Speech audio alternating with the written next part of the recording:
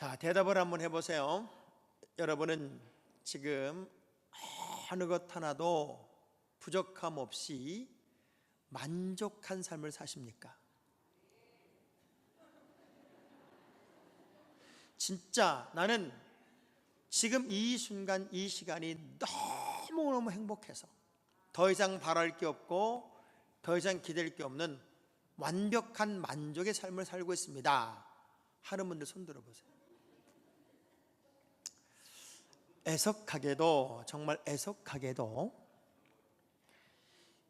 2011년도 전 세계 설문조사 속에는 덴마크가 삶의 만족도 1등이었고 우리나라가 33등이었습니다.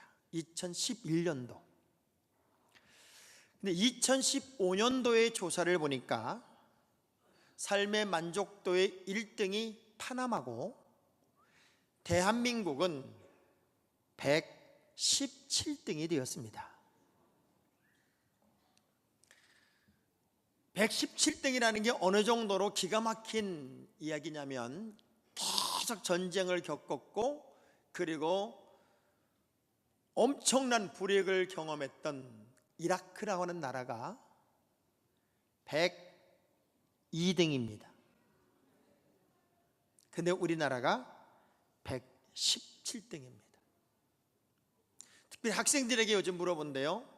삶을 만족합니까? 물으면 거의 80%가 만족하지 못한다고. 그래서 OECD 국가 중에 삶의 만족도가 거의 최하위인 나라가 대한민국이 되었고, 그리고 말을 할 때마다 대한민국은 지옥 같은 나라다, 이렇게 말하는 시대가 오늘 우리가 살고 있는 시대예요. 그러니 가정에서 만족이 있겠습니까? 직장에서 만족이 있겠습니까? 교회에서 만족이 있겠습니까? 저는 이 통계를 보면서 너무 마음이 아팠던 것은 이 통계 중에는 많은 크리스찬들이 있었을 거란 얘기예요. 내가 크리스찬으로 살면서도 인생에 만족이 없는, 끊임없는 불만족의 삶을 사는 그 삶이 얼마나 힘들고 어려울까.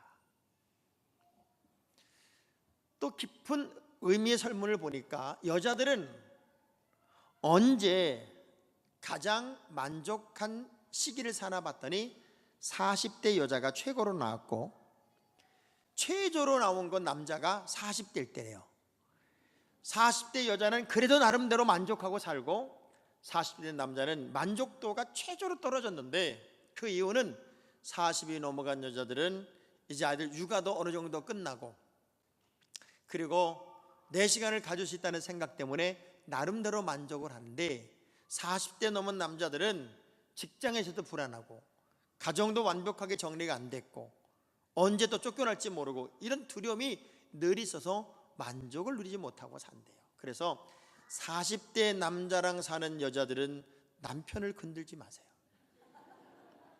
너무 힘들어하고 있어요. 지금 여자들은 언제 제일 행복하냐면 아이들 다 학교 보내고 신랑 출근시키고 집에 있는 나만의 시간을 제일 즐거워하고 있고, 남자들은 일을 다 끝내고 집에 와서 아이들과 어울리고 아내와 함께 있는 시간을 제일 좋아한대요.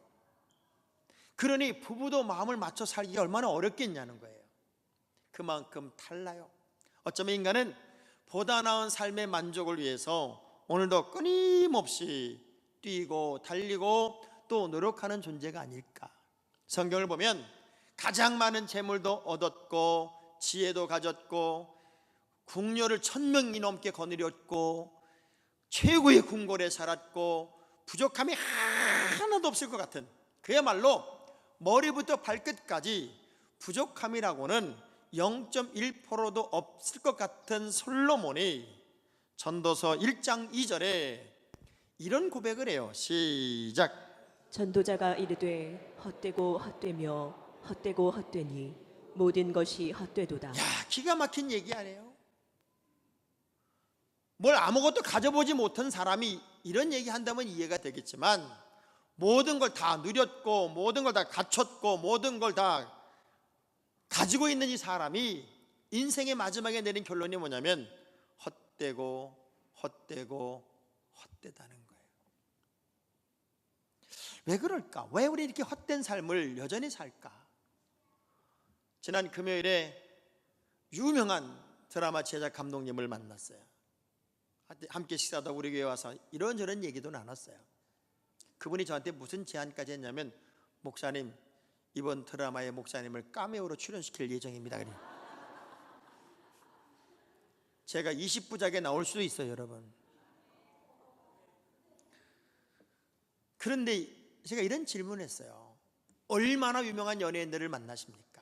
얼마나 많은 탤런트를 만나고, 그리고 그 드라마의 성공, 이분은 불륜이나 이런 드라마를 한 번도 제작한 적이 없대요. 왜? 이 드라마를 통해 사람들이 영향을 받기 때문에, 선한 영향을 끼치기 위해서 드라마의 불륜 장면을 자기는 다 뺐다는 거예요. 이분이 만든 게 뭐 올인, 거침없이 하이킥, 뭐 이런 이름만 대도 쭉 가는 어마어마한 드라마를 제작하는 분이에요. 그 모든 배우들이, 그리고 그 유명한 분들이 만족하던가요? 라고 물었더니 아니던데요. 돈을 그렇게 많이 벌어도 만족이 없고, 주변 사람들이 그렇게 예쁘다고 박수를 쳐도 만족이 없고, 인기의 최고가를 달려도 만족하지 않더라는 거예요. 그럼 도대체 만족이라는 게 어디서 오는 거냐? 제가 이렇게 그분에게 이야기했어요. 우리 인간은 하나님이 만들었습니다. 하나님이 만들었기 때문에 하나님의 사람으로서 온전한 형상을 회복할 때, 진짜 크리스찬이라는 의미를 회복할 때, 하나님과 온전한 통하는 관계가 될 때만 인간은 비로소 만족을 느낄 수가 있는 겁니다. 오늘 본문의 이야기가 바로 그런 얘기예요. 유대인들과 사마리아 사람은 무슨 차이일까요? 같은 이스라엘 안에 이전에 남북이 갈라져 있었을 때 북쪽 이스라엘의 수도가 사마리아 성이었고, 이 사마리아 성은 아수르에 정복당하면서 혼혈 정책을 썼기 때문에 이 사마리아에는 특별히 사마리아 사람이라고 하는 혼혈 족속들이 살고 있었어요. 그래서 사마리아 사람들을 유대 전통을 따지는 사람들 입장에서는 되게 싫어한 거예요. 안 좋아한 거예요. 그래서 그쪽에 들어가는 건 우리의 몸을 더럽힌다는 생각까지 했기 때문에 사마리아 사람들을 아예 인간으로 보지 않았던 게 당시 유대인들의 사상이었단 말이에요. 그러니 사마리아 사람들은 얼마나 억울하겠어요. 그리고 인간의 취급을 받는 그들에게는 이 마음속에 분노가 얼마나 일어나고 있었겠냐고요. 그런데 어느 날 유대인인 예수 그리스도가 사마리아 성에 들어갔고, 그리고 한 여인이 사람 만나기 싫어서 완전 대인 기피증에 세상에 대한 저항이 굉장히 많았던 한 여인이 아무도 없는 시간을 내서 물을 기르러 우물가에 왔다가 예수님을 만나요. 이런 대화가 오고 간 거예요. 자, 한 여자가 오고 있고 물을 길어요. 예수님은 자연스럽게 다가가서 이렇게 말했죠. 물 한 잔 얻어 먹을 수 있을까요? 그럼 정상적인 사람은 알겠습니다. 그리고 물 한 잔을 주는 게 맞아요. 근데 갑자기 여자가 증오와 저항과 분노의 이야기를 쏟아냅니다. 왜?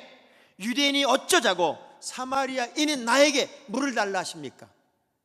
당신들은 우리 볼 때 더럽다고 생각하지 않아요? 이 더러운 사람에게 왜 물을 달라고 해요?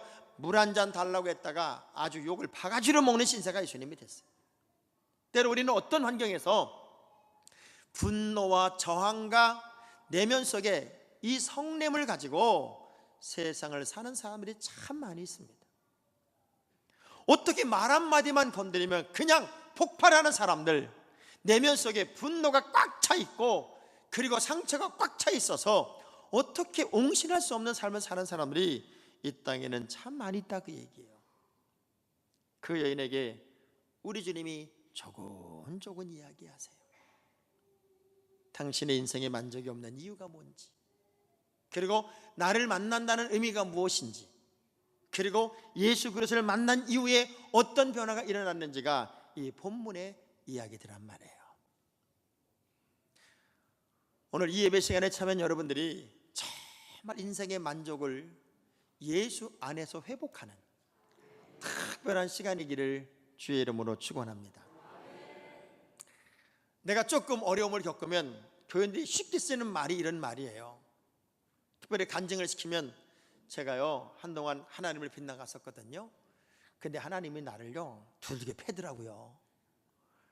하나님이 나를 두들겨 패고 나를 치셔서 나를 기아이 이렇게 몰고 와가지고 이렇게 길을 인도했다고. 여러분, 하나님이 뭐가 하셔 여러분을 두들겨 패고 치고 무슨 꼰투 선수입니까? 하나님은 치시는 분도 아니고 하나님은 때리는 분도 아니에요. 내가 제자리를 찾도록 말씀에 선명한 기준을 주시고 기다리시는 분이에요. 기다리시는 분. 여러분이 느끼고 깨닫고, 왜냐하면 하나님이 두들겨 패서 어느 자리에 갖다 놓는다고 해서 그게 자원하는 마음이 아니고 자발적인 마음이 아니기 때문에 그건 주님이 기뻐하는 게 아니란 말이에요. 예를 들면 여러분이 조금 빗나가고 어려울 때마다 그냥 막 누가 와서 총 갖다 들이대고 그렇게 할래 안 할래 이래가지고 제자리 갖다 놨다고 해서 그게 무슨 기쁨이겠냐고요. 예를 들면 아내와 남편이 함께 살면서 여보 나 사랑해? 이렇게 물었는데 대답을 안 해요. 그랬더니 총을 갖다 딱 대면서 대답해. 사랑해 안 사랑해? 그러니까 뭐라 그래요? 사랑해? 그랬더니 멍청한 남편이 우리 부인이 나 사랑한다고 그랬다고. 그게 말이 돼야 안 돼요. 하나님은 치는 분도 아니고 때리는 분도 아니고 우리의 삶이 주님을 닮도록 기다리시는 분이고 만나시는 분이고 깨닫게 하시는 분이고 돌이키도록 우리를 향해 인내를 가지고 참으시는, 길이 참으시는 분이단 말이에요. 그러면 진정한 인생의 만족이 어디에 있을까요? 이 여인의 이야기를 보니까 1대1로 만나야 돼요. 아무도 없어요. 예수님과 이 여인의 1대1 만남, 기독교의 모든 구원은 두리뭉실 구원이 아니에요. 우린 부부니까 동시에 가는 게 아니라 진짜 믿음의 사람만 간단 말이에요. 그래서 신앙생활의 가장 중요한 포인트는 나와 주님과의 1대1 만남이 소중하단 말이죠. 그리고 하나님께 예배한다는 게 어떤 의미일까요? 여러분이 아침에 이제 아파트에 사시는 분들이 주일 아침에 이렇게 눈을 떠더니 새벽 6시부터 포크레인이 와가지고 그냥 막 윙윙거리고 땅을 파재끼면은 여러분 창문 열고 뭐라 그럴까요? 주일은 좀 쉽시다. 주일은 좀 쉬어. 이런 말 할까 안 할까요? 하긴 여러분들은 착해서 안 할지.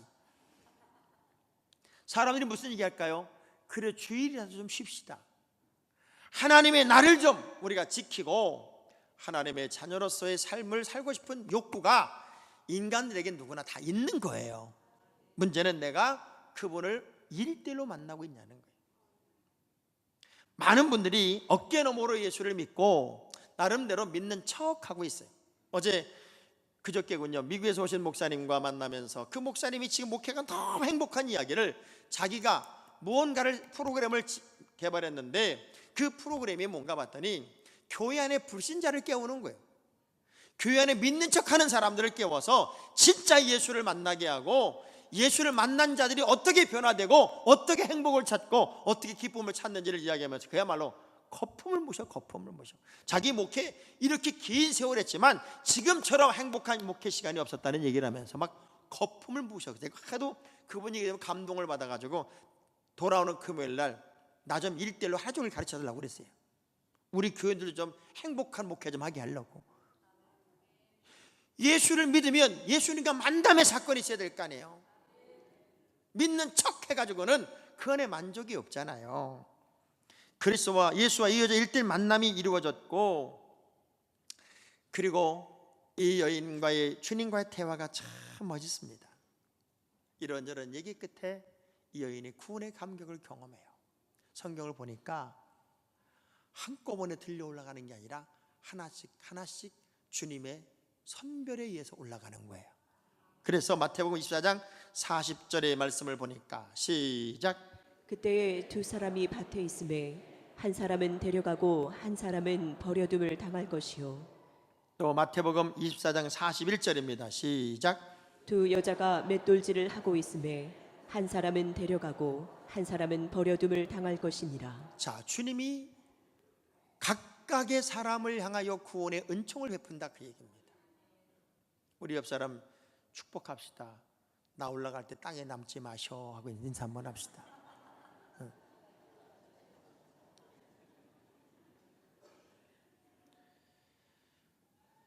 늘 우리는 내가 옳은 것이 다 옳다는 착각을 해요.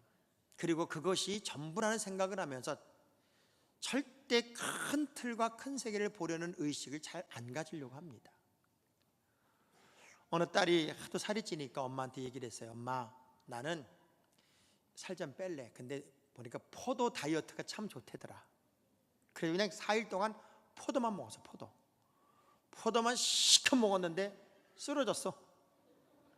그래가지고 병원에 실려갔어요. 엄마가 이렇게 얘기합니다. 선생님, 얘가요 다이어트 한다고 포도만 계속 먹었는데 아마 영양실조인 것 같아요. 체크를 해보니 보던 의사가 얘기합니다. 영양실조 아니고요, 농약 중독입니다. 그러대. 농약 중독. 내 생각, 내 의견, 내 판단이 다 맞는 게 아니에요. 칼과 칼집이라는 책을 보니까 칼은 타고난 재능을 칼이라고 표현했고, 칼집은 후천적인 노력으로서의 행동을 집이라고 얘기했어요. 근데 보통 칼은요, 칼집에 들어있어요. 그런데 칼집이 더러우면 이 칼이 녹슬어. 아무리 여러분이 타고난 재능이 있어도 내가 후천적인 노력, 곧 인격이 바로 서지 못하고 바른 삶을 살지 못하면 이미 타고난 재능도 다 썩히고 아무것도 아닌 존재가 된단 말이에요. 그 소리가 예수님을 온전히 만났다는 의미는 뭐냐면 그분을 내 인생의 구세주로 모셨다는 얘기입니다. 영접했다는 얘기입니다. 영접한다고 하는 의미는 믿는 것과 아는 것과 전혀 달라요. 우리가 안다는 것은 이론으로 알 수 있고 그리고 실제로도 알 수 있지만, 여러분이 예수를 제대로 영접한다는 의미는 가룟 유다도 예수를 만났지만 예수를 버려요. 38년 된 병자도 예수님을 만나지만 결국 예수님을 영접하지 못한 채 예수님을 고발해요. 많은 분들이 as if예요. 믿는 척하고 있다, 그 얘기입니다. 예수님을 내 인생의 구세주로 영접을 하면, 영접을 하는 순간 주님의 마음이 내 안에 있단 말입니다. 군인에게 소대장이 이렇게 얘기를 합니다. 야, 저 국기기양대 높이가 얼마나 하자면 재봐라. 그랬더니 이제 말단 병사가 그 높이를 재겠다고 국기기양대로 올라가려고 낑낑거리는 거예요. 그러니까 고참이 뭐라고 그러냐면, 야, 이 멍청한 놈아, 밑에 나사 풀어서 뉘어가지고 재면 될 거 아니야. 그랬더니 이 병사 좀 보세요. 우리 소대장님이 원한 건 높이지 길이가 아닙니다.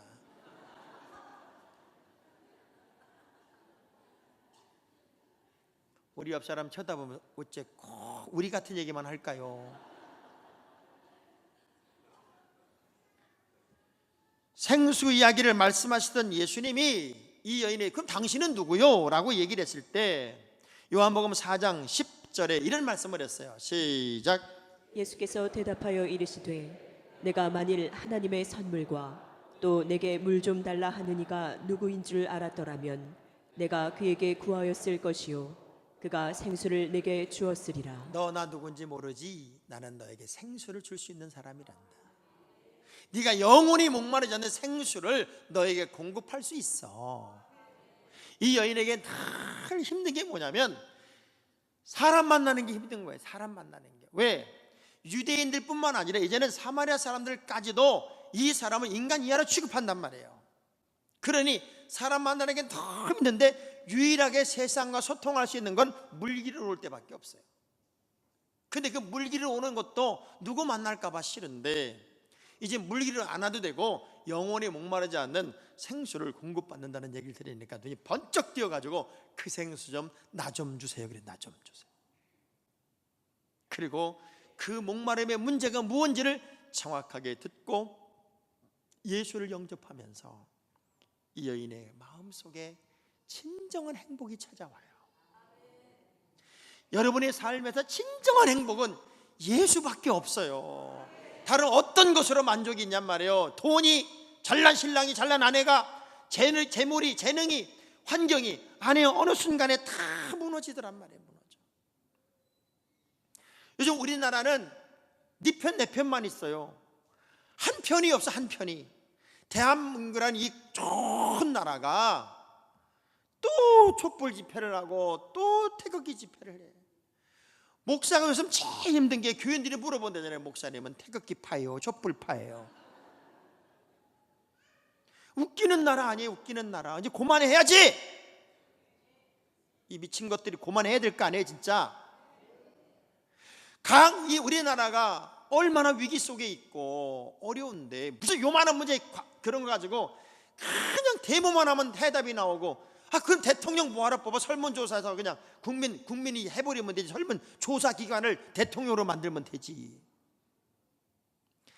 하나로 만들고 하나의 국가로 만들고 하나의 민족으로 만들고 하나의 국민으로 만드는 게 그게 우리 대통령이 할 일이고, 제가 생각해 봤어요. 제가 목사로서 다 우리 교인들 하나 되게 하고 사랑으로 묶고 삶을 바꾸고, 이게 제 관심에 대해 맨날 설문조사만 하면 되겠어요? 우리는 철저하게 다시 하나님의 사람의 자리로 올라가야 돼요. 영접했다는 것은 뭐냐? 예수가 자랑스러워서, 예수가 좋아서, 예수가 행복해서 막 자랑하지 않으면 견딜 수 없는 거예요. 저를 사랑하는 우리 교인 중에는요, 맨날 교회 올 때마다 고구마도 쪼고 감자도 쪼고 오이도 가져오고, 전 그래서 그분 올 때마다 손만 쳐다봐. 뭐 가져와? 그게 대단한 거 아닌데 그렇게 고마워. 하나도 안 가져온 사람이 고개를 못 들고 있어요 지금. 뭔가 표현이 되는 거야. 표현이, 사랑의 표현이 일어나는 거예요. 예수님이 너무 좋으니까. 이 여인 보세요. 예수님 영접하고 나니까, 그분이 내 인생의 기쁨이 되고 나니까 견딜 수가 없어서 동네를 뛰어다니면서 예수를 자랑하고 예수를 증거하고 예수를 알리고 예수를 높이는데, 이게 영적인 피드백이란 말이에요. 피드백. 여러분이요, 예수를 믿는 사람이면 당연히 예수를 내 인생의 구세주로 영접했으면 그분을 이야기하고 그분을 자랑하고 그분이 신바람 나야죠. 아프리카 선교사가 두 지역을 나눠서 두 선교사가 막 복음을 전하니까 많은 분들이 예수를 영접해요. 저는 30주년에 필리핀에 교회 하나를 민도로 섬에 쳐야 되는데 매일 선교사님 전화 와요. 지금 공장 건물이 그대로 있고 땅이 10,000평이 있는데 4천만 원이면 목사님 30주년 교회를 정말 예배당 잘 지을 수 있는데 그것 좀 빨리 졌으면 좋겠다고. 우리 교회 가장 어려울 때 아프리카 가나에서 크리스 목사님이라고 장로 신학대학에 휴학을 갔다가 우리 교회에서 한 2년 정도 사역한 흑인 목사님이 있어요. 그분이 가나에 돌아가서 교회를 세웠고, 그리고 교인이 2,000명이 넘게 지금 목회를 하고 있고, 30주년이 되면서 어느 날 갑자기 저한테 뜬금없이 카톡이 왔어요. 거기다 영어로 뭐라고 썼냐면 목사님, 사모님, 굿모닝 이렇게 썼어요. 영어로 목사님, 사모님 이렇게 썼어요. 제가 너무 반가워서 우리 30주년에 전 가족을 초청하고 싶다, 와라 그랬더니 오늘 아침에 비자 나왔다, 우리 초청장 보냈더니 비자 나왔다고 좋아서 전화를 했어요. 한 명이 거룩하게 변화가 되니까 아프리카 가나에 2,000명 영혼을 구원하고 신학교를 세우고 엄청난 역사를 이루어냈어요. 필리핀 민도로 섬에 교회 하나 세우는데 4천만 원이 든다고 그러더라고요. 마음에 감동과 도전이 되는 딱 40명이 그 성전을 지으면 좋겠다 하는 생각이 저는 들더라고요. 아멘 안 할 줄 알았어요. 하여간 복 받으라 그러면 할렐루야 놀렐루야 난리가 나고, 거룩한 하나님의 성전을 세우는데 우리에게 어떤 그런 기회가 있겠어요? 정말 예수가 좋아서 막 자랑하고 싶고 하나님의 일이 좋아서 기쁘게 뛰는 것, 이것이야말로 진정한 행복이 아닐까. 두 아프리카 선교사가 교인들을 많이 전도했는데 무슨 일이 벌어졌냐? 싸움이 벌어졌어. 싸움이 맨날 싸우니까 어느 날 갑자기 교회 나오던 원주민들이 다 교회 안 나온다는 거예요. 성경책을 뒤집어 던지는 거예요. 무슨 일이냐 그랬더니 아니 서로 사랑하라고 가르친 당신들이 이렇게 으르렁거리고 싸우고 있는데 우리가 뭘 보고 예수를 믿겠냐고. 그 순간 두 선교사가 정신을 차려가지고 회개하고 다시 그들 앞에 무릎을 꿇고 미안하다 그러고 예수를 믿게 되는 거예요. 우리의 신앙이 바로 서고 예수를 바로 증거하면 거기에 기쁨이 있고 거기에 감격이 있고 거기에 감사가 있어요. 이 여인은 영원히 목마르지 않는 예수를 메시아로 만났어요. 그리고 그 예수를 자랑하고 싶어서 그냥 동네를 뛰어다니면서 팍 소리를 지릅니다.